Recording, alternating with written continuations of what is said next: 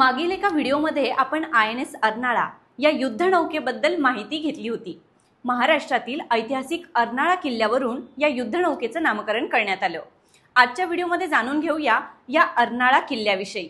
नमस्कार, मी समृद्धी, infinity academy या चॅनलमध्ये आपलं स्वागत।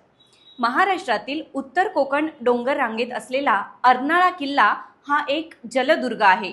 सुमारे 200 वर्षांच्या पोर्तुगीज सत्तेनंतर हा किल्ला 1737 मध्ये मराठ्यांच्या ताब्यात आला। पहिल्या बाजीरावांनी या किल्ल्याची पुनर्बांधणी केली। उत्तर कोकणातील वैतरणा नदी या किल्ल्याजवळ समुद्राला मिळते, त्यामुळे खाडीच्या प्रदेशावर नजर ठेवण्यासाठी हा जलदुर्ग महत्त्वपूर्ण होता। 26 मे 1909 रोजी भारत सरकारने या किल्ल्याला महाराष्ट्रातील राष्ट्रीय संरक्षित स्मारक म्हणून घोषित केलंय। अशाच माहितीपूर्ण व्हिडिओसाठी इन्फिनिटी अकॅडमी या चॅनलला फॉलो करा, व्हिडिओला लाईक आणि शेअर करा।